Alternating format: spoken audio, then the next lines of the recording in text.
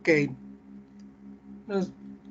Primero, sobre todo, ¿qué es el crecimiento poblacional? Creo que ya lo dijimos, pero bueno, crecimiento poblacional es el proceso que consiste en el aumento del número de organismos de una población ecológica. Como hay poblaciones ecológicas que tienen nivel célula, como estas bacterias, o hay poblaciones ecológicas cuyos organismos tienen nivel individuo. También hay poblaciones ecológicas de nivel tejido, de nivel órgano y de nivel aparato. No importa.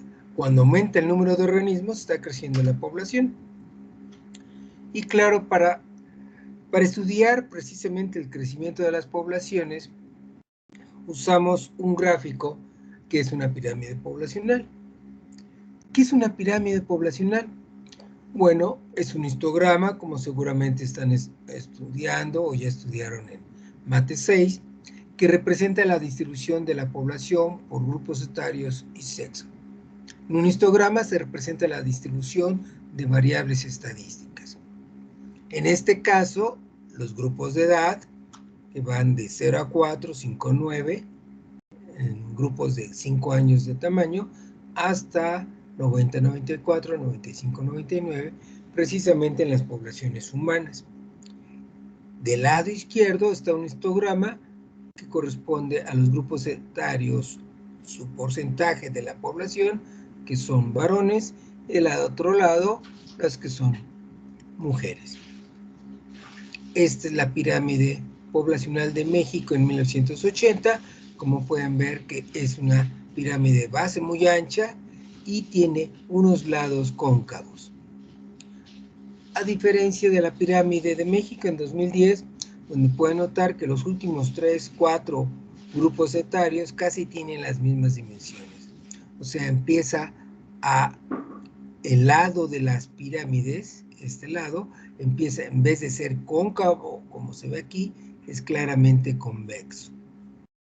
Y claro, son momentos distintos de la población de México y sus pirámides son ya diferentes.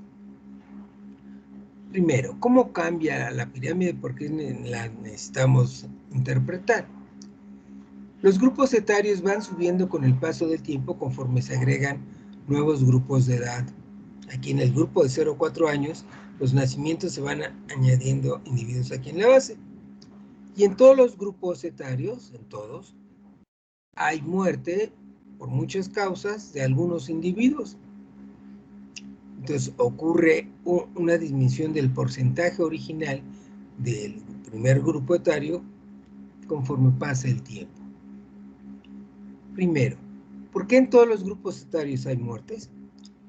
Bueno, hay una propiedad general de todos los organismos de la biota terrestre que consiste en que los organismos tienen una probabilidad de sobrevivir que cambia, claro, con su especie, con su edad o con la situación social, económica cuando hablamos de humanos. Entonces, esa probabilidad de sobrevivir la estudiamos con una curva que se llama curva de sobrevivencia, que la muestro aquí. En la curva de sobrevivencia graficamos el número de sobrevivientes en escala logarítmica de una cohorte de 1000 recién nacidos, de 1000 organismos que tienen la misma edad recién nacidos. Y tenemos, por supuesto, nosotros 3 curvas. La gráfica tipo 2, esta azul, es la gráfica donde la tasa de mortalidad es constante a cualquier edad. Por eso se ve la línea recta. En la gráfica tipo 3, que es la verde, aquí hay un error. Aquí lo que ocurre es que tenemos que los organismos recién nacidos, en este caso semillas, en las semillas hay nuevos organismos en estado embrionario, nacen muchísimos, pero mueren rápidamente. Así que la tasa de mortalidad infantil es muy elevada. Y luego, llegado hasta cierta edad, después de que germina la semilla, ¿sí?, se conmuta a una tasa de mortalidad senil que es muy baja. Una vez ya que una semilla se ha convertido en árbol, en planta madura, su tasa de mortalidad es realmente baja. Y la gráfica de sobrevivencia tipo 1, es característica de humanos y de otros mamíferos análogos a los humanos, en el hecho de que la tasa de mortalidad infantil es realmente muy baja. Es muy baja porque los mamíferos, por ejemplo, y las aves, cuidamos a nuestros descendientes. Tenemos muy pocos descendientes, pero los cuidamos mucho, de tal manera que la tasa de mortalidad infantil es muy baja y se mantiene la tasa de mortalidad baja hasta un momento en el que llega a ser muy alta, que es la tasa de mortalidad senil. Y bueno, entonces siempre hay muertos. Pero para hablar de crecimiento poblacional, yo quiero que imaginen dos situaciones. Supongan que hay dos poblaciones de 100 caballos. En una población, en un rancho, tenemos 99 yeguas, hembras en edad reproductora y un solo macho.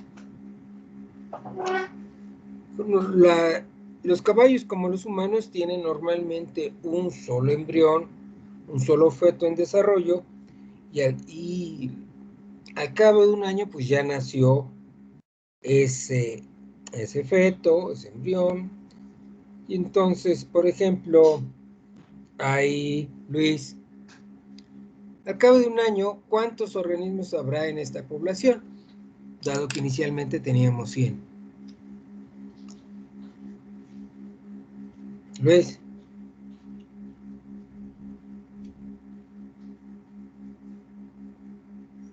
Luis. Yo, profe Núñez. Te escuchamos, Julián. 99. ¿99? Ajá. 99. ¿Y qué le pasó a las 99 hembras? Todas se embarazaron, ¿no? Sí, pero entonces ¿se murieron? No. Entonces tenemos 100. Al cabo de un año, Sí, bueno. ¿cuántos vamos a tener? 100 más los que estabas pensando, ¿no? 100 sí. más 99 potrillos. Ok, tú mismo. Imagínate si tengo en otro rancho, hay también 100 caballos, una hembra en edad reproductora y 99 machos. Al cabo de un año, ¿cuántos caballos habrá en ese rancho? Bueno, van a ser solo un potrillo, ¿no? Pues sí, solo un potrillo. Solo un potrillo. ¿Para qué planteamos estas situaciones? Para preguntar precisamente, gracias, ¿de quién depende el crecimiento poblacional? Bueno, pues depende de la fracción de mujeres en edad reproductora. Aquí tenemos otra pirámide poblacional humana. Del lado derecho tenemos los grupos etarios de las mujeres y del derecho los de varones. Y notarán que los grupos etarios que se consideran de 15 a 44 años es lo que normalmente es el periodo fértil de una mujer. Los hijos que va a haber dependen ¿de qué? De estas mujeres. Estas mujeres, si se embarazan, van a tener hijos. Pero claro, en los humanos, el que una mujer se embarace depende sobre todo de su educación. Si no, acuérdense de sus compañeras de la secundaria que no entraron a bachillerato. Son pocas, pero las que no entraron a estudiar ya tienen sus hijos, ya tienen hijos, a diferencia de ustedes. Bueno, entonces depende de las mujeres en edad reproductora. Ahora bien, de acuerdo a la conducta de las mujeres, tenemos varios tipos de pirámides. En función de la tasa de crecimiento y sus cambios a lo largo del tiempo, las pirámides adoptan diferentes morfologías que revelan cómo crece la población.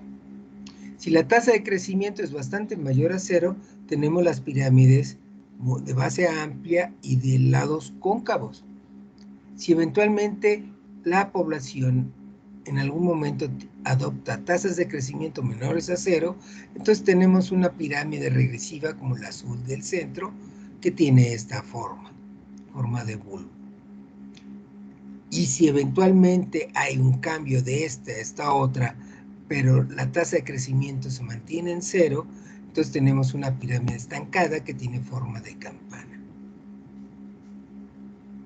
También podemos mencionar cómo son las pirámides según la tasa de natalidad.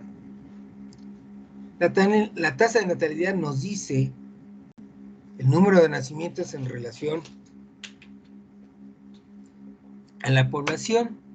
Si la tasa de natalidad es mayor a 2.1, tenemos una pirámide de una población en crecimiento rápido, como esta pirámide de Kenia.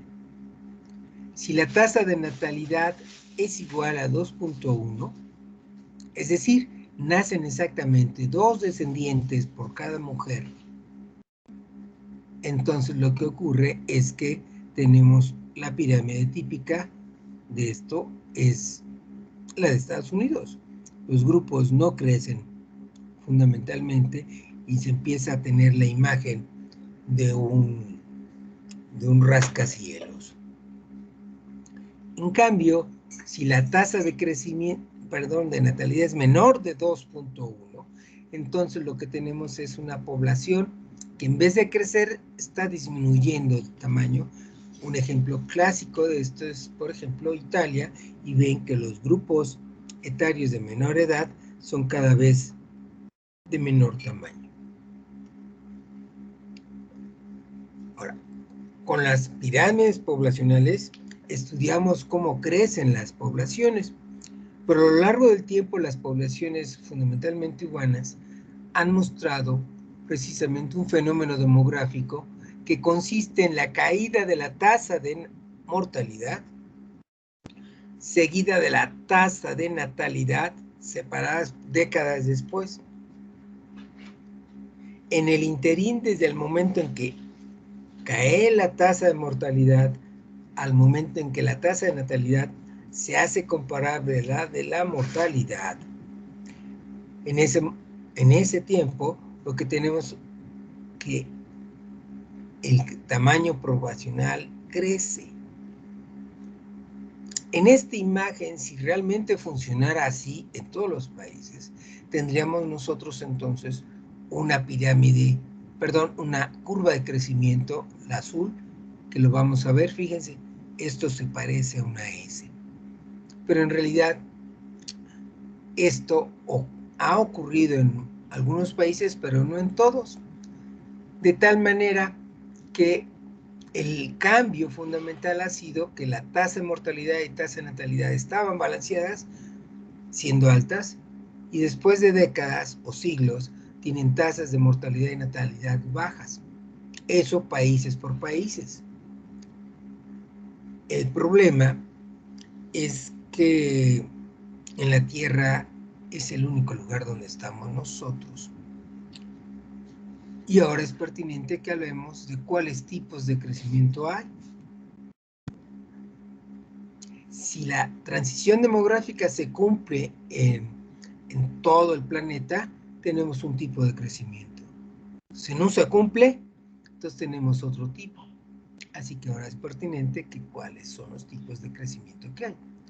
Hay dos formas de crecimiento: el crecimiento sigmoidal en forma de S, como si cuando se cumpliera precisamente la transición demográfica, y también el crecimiento exponencial, que es crecimiento en J, si no se cumple la transición demográfica o tarda mucho tiempo.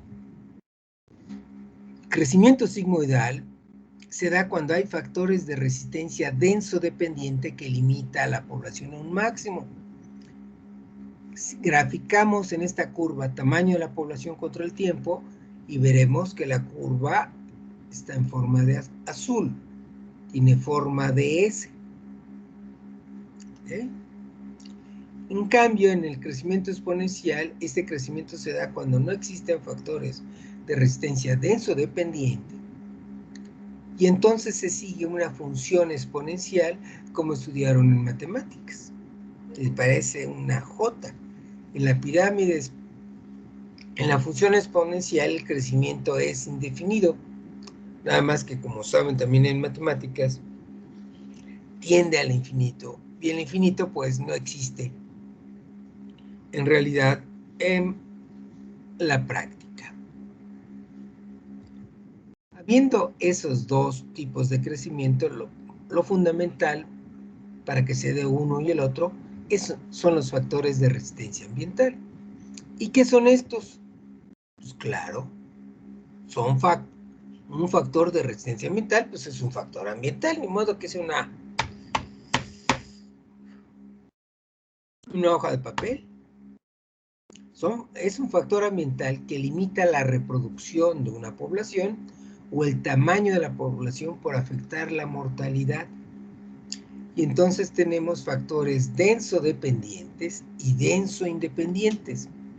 En los factores dependientes son factores ambientales que incrementan la posición conforme aumenta la densidad de la población. El ejemplo clásico son los gérmenes.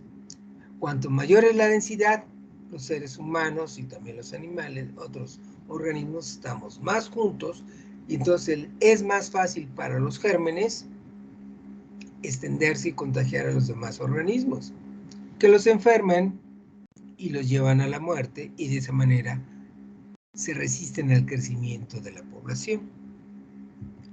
Los factores independientes, en cambio, son factores que afectan el tamaño de la población sin relación a sin relación a su tamaño, sin discriminar entre poblaciones abundantes o escasas. Por ejemplo, los volcanes.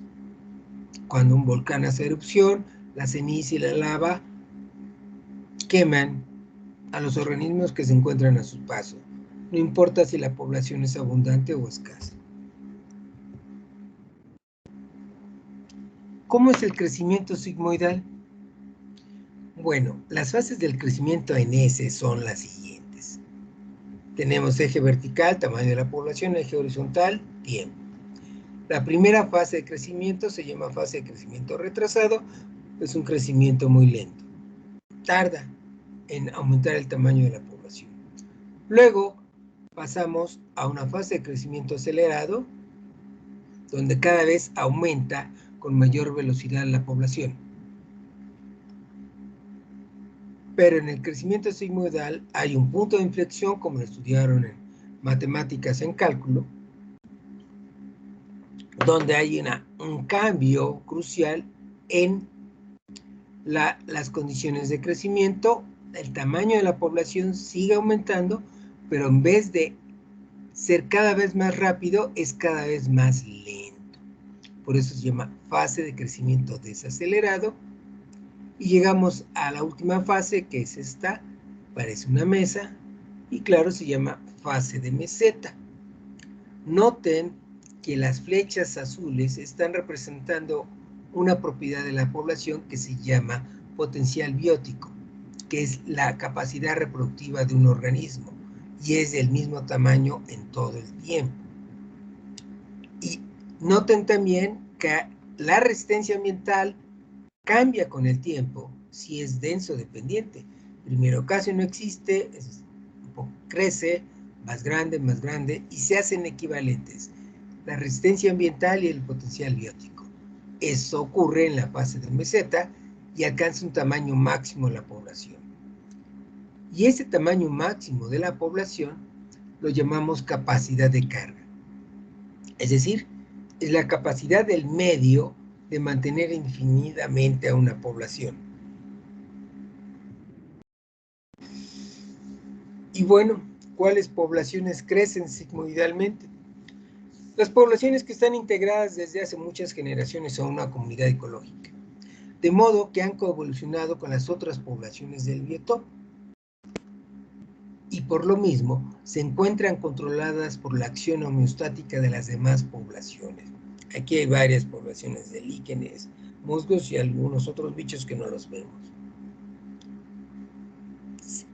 Se regulan unas a otras las poblaciones por interacciones simbióticas que funcionan como factores de resistencia ambiental denso dependientes. Ese es Estas interacciones simbióticas las estudiaremos regresando de vacaciones. A diferencia de lo anterior, ¿cómo es el crecimiento exponencial?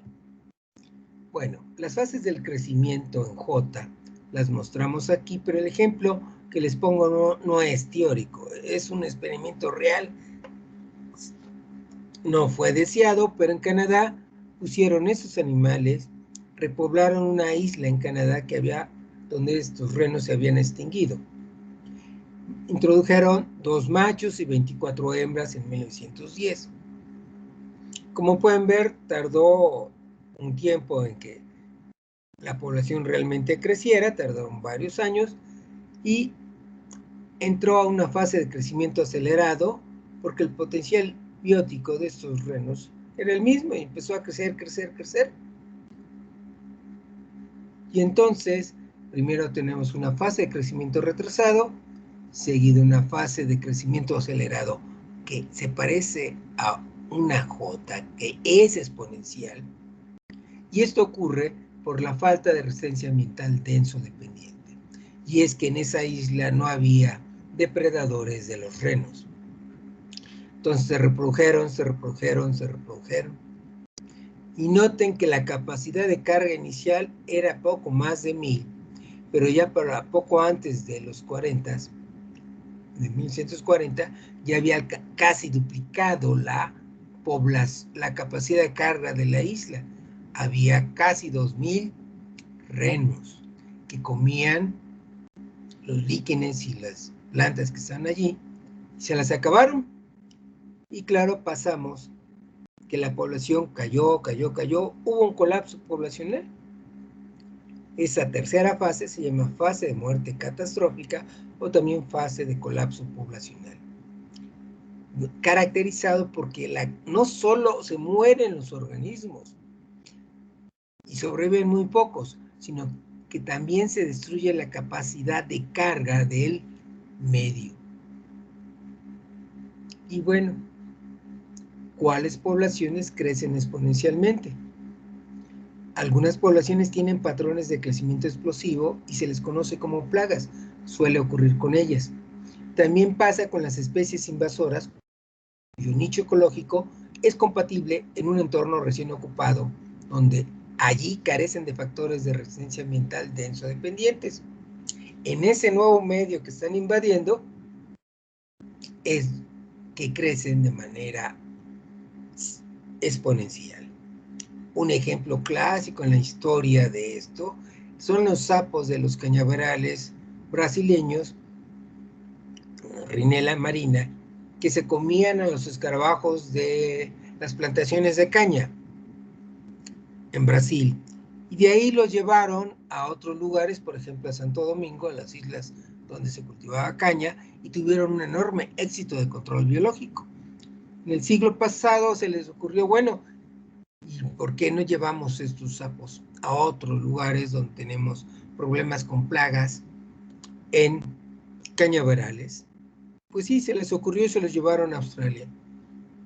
Estos sapos no solo se comieron los escarabajos, sino también se comen a aves, a reptiles, a los mismos animales marsupiales de Australia, y no tienen depredadores naturales allá, porque su piel es venenosa, y no hay ni un animal australiano que pueda contrarrestar el crecimiento de este animal, que pues hay campañas de matanza en la medida de lo posible, pagan por matarlos.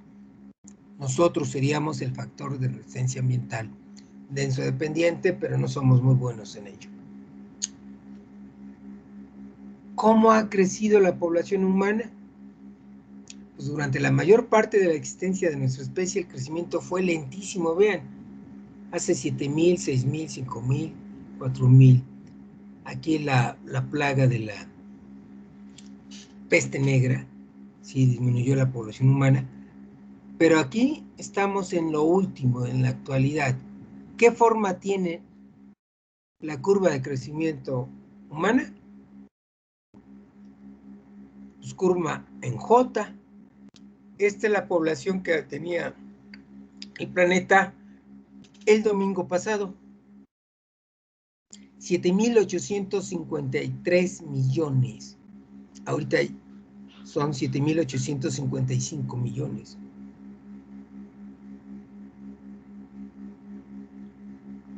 ¿Cómo estamos creciendo? Exponencialmente. Pero, ¿qué tenemos que recordar al respecto? Es cómo es el crecimiento exponencial. El crecimiento exponencial no es sustentable porque destruye la capacidad de carga del entorno. Entonces, una de las poblaciones que crecen exponencialmente no lo hacen durante mucho tiempo. O hay un factor externo que las detiene o simplemente destruyen el entorno. Y bueno, los humanos estamos creciendo exponencialmente. Y bueno, ¿cómo ha cambiado la tasa de crecimiento mundial? La población humana seguirá creciendo mientras la tasa de crecimiento sea mayor a 0. Y esta es la tasa de crecimiento anual de la población desde el siglo XVIII hasta finales de este siglo. Las proyecciones, noten que llegó a ser del tamaño, la tasa de crecimiento de 2.1, y en el 2015 todavía era muy cercana a 1.1, superior a 1.1. Debido a ello, ustedes son capaces de predecir cuál es el futuro posible y qué debemos evitar. Dado que acá conocen las curvas de crecimiento y sus fases. La población humana tiene una curva de crecimiento en tasa de crecimiento En J. En J. Tenemos una fase de crecimiento lento, primero, retrasado, y luego una fase de crecimiento exponencial. ¿Cuál es la siguiente fase? La tercera fase, ¿cuál es?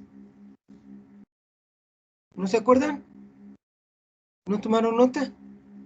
La tercera fase del crecimiento exponencial, ¿cuál es? Lo que le pasó a los renos. ¿Cuál es la tercera fase? Nadie se... ¿Salimos? Sí, te escuchamos. ¿Cuál es la tercera fase? Desintegración. Bueno, se parece, sí, equivale a desintegración. Es una fase de colapso poblacional o una fase de muerte catastrófica. Entonces, ¿qué tienen que decir sobre el futuro? El futuro de los humanos es una muerte catastrófica o un colapso poblacional brutal. Eso si nosotros no reaccionamos antes. ¿Hemos reaccionado los humanos?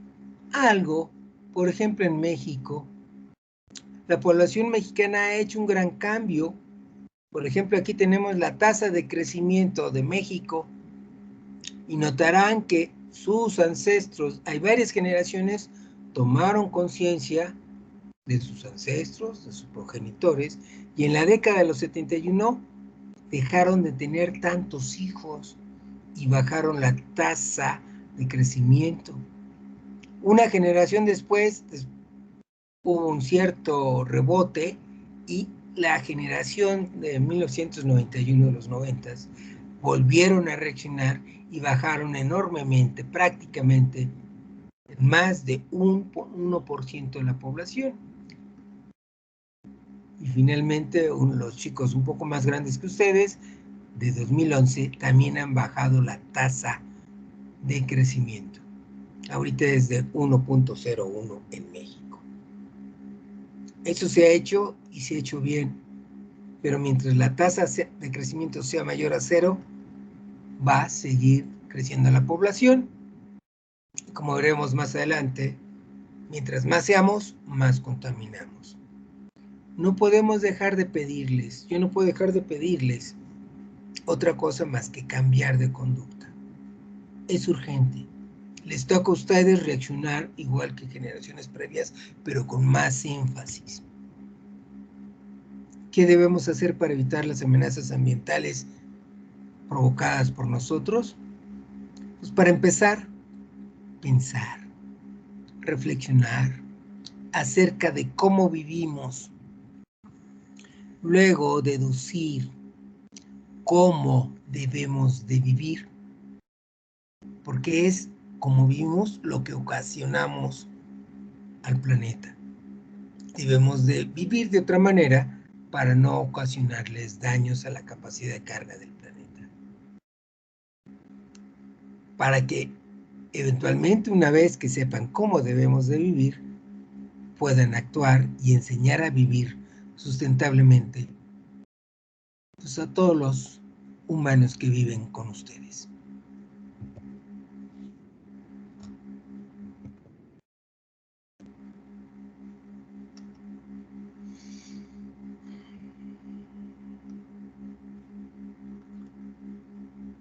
Bueno, chicos, ¿qué sigue? Entrar a Socrative.